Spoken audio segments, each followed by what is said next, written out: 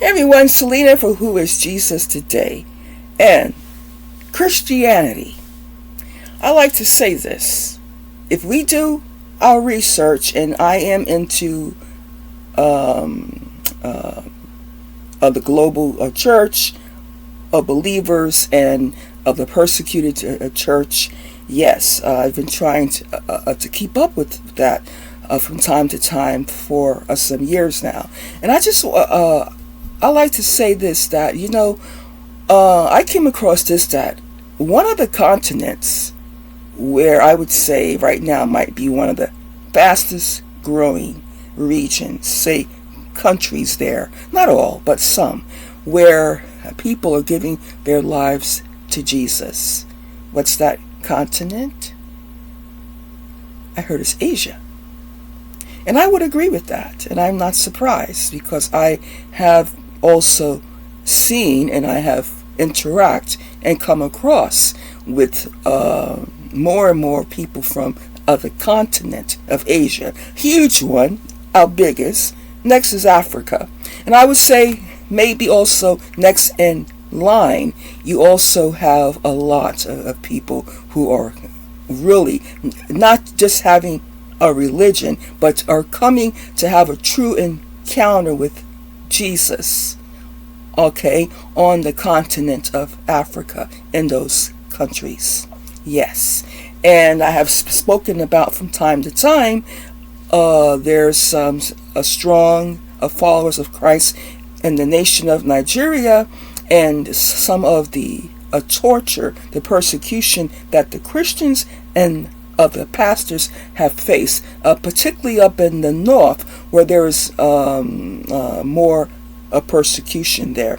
Okay, and so I like to say too that in the nation of Iran there is a revival happening. So people are coming to know Christ.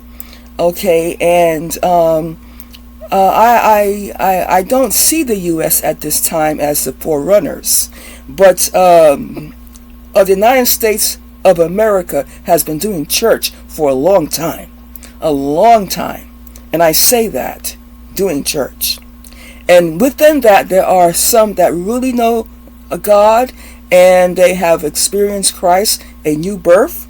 They are redeemed, but we have a large percentage of people who really do church.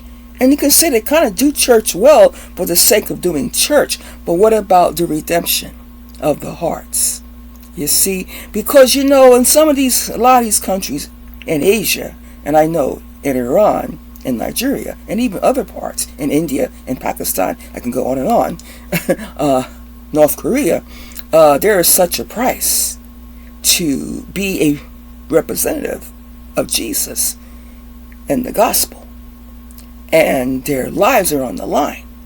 And for some, this is like just a way of living life every day. You don't know when you're having a prayer meeting, a underground house church, if someone's going to knock your door, okay, and it's going to be the law enforcement of that land telling you you cannot do what you're doing. You cannot be having church. And they will arrest pastors. So these things are happening. These things are happening.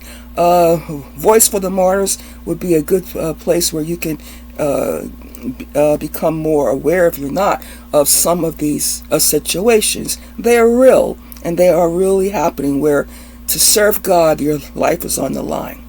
And so, as I said, in the United States of America, there's some strong Christian foundations, and there's a history. But I have to say also, for a long time, a lot of people have been doing church. And doing church is very different from being the church, the body of Christ. So I just want to say that too.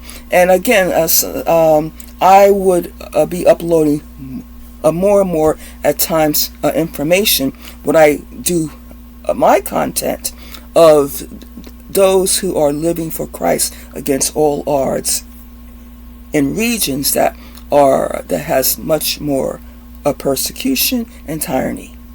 Okay, but they are going to stand and withstand, and that's only because they have to put on the whole armor of God. Yes. A chapter for me to read.